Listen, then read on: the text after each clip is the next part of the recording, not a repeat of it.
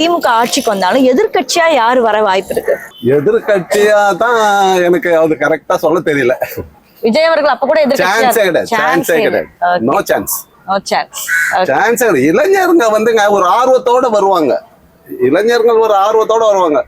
வந்தாங்கன்னா சும்மா இருக்க மாட்டாங்க. எதனா கலாட்டா பண்ணுவாங்க, கிழிப்பாங்க, உடைப்பாங்க, போடுவாங்க, வருவாங்க. அதுதான் அவங்களுக்கு தெரியும். இளைஞர்கள் வந்து மெச்சூரிட்டி கிடையாது. அந்த மெச்சூரிட்டி இருக்கணும். விஜய்க்கே இல்லை, அப்புறம் எப்படி அவங்க தொண்டர்களுக்கு இருக்கும்? அந்த மெச்சூரிட்டி இருக்கணும். யாரா இருந்தாலும் நல்ல ஒரு மெச்சூரிட்டியோட இருந்தாங்கன்னா அந்த பக்குவம். ஸ்டாலின் வந்து சின்ன வயசுல எப்படி இருந்தாரு, இப்ப என்ன மெச்சூரிட்டியா இருக்காரு? ஸ்டாலினுக்கே அவ்வளவு வித்தியாசம் இருக்கு பாருங்க.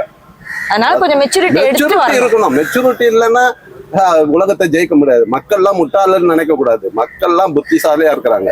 எதிர்கட்சியா வர்றதுக்கு வந்து அதிமுக தான் வரும். விஜய் அதிமுக ரெண்டுமே வருமா? விஜய் வர்றதுக்கு வாய்ப்பு இருக்காது. ஏன்? எப்படின்னாக்கா இப்போதானே அவர் வந்து வராரு. அதனால மக்கள் வந்து இந்த முறை ஓட்டு போட்டு பார்த்தாக்க தான் தெரியும். அதாவது 3வது அணியில வந்து சீமான் இருந்தாரு இதுக்கு முன்ன. இப்போ வந்து சீமான் பேச்சை வந்து யாரும் பேசுறது இல்லை. இப்போ விஜய் வந்து இப்போ கட்சி ஆரம்பிச்சோடனே விஜய் பேச்சு தான் பேசுறாங்க. இப்போ ஏற்கனவே வந்து திமுக, அடுத்தது அதிமுக, சீமான் இப்படி 3வது இடத்துல அவர் நின்றுது, ஓட்டு வாங்கி இருந்தாரு. ஒவ்வொரு தொகுதியில் 10,000, 5,000, 20,000 இந்த மாதிரி ஓட்டு வாங்கினாங்க.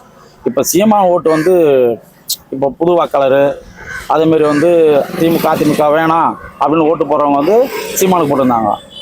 அப்போ வந்து அவர் வந்து ஓட்டு தான் வாங்கியிருந்தாரு. ஜெயிக்க முடியல, ஒரு இடம் கூட ஜெயிக்க முடியல.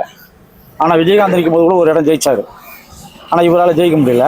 ஆனால் இப்போ விஜய் பற்றி தான் பேசுகிறாங்க. விஜய் பற்றி பேசினாலும் அது ஒரு 3வது இடம் தான் வருவார். எதிர்கட்சியாக வரத்துக்கு அது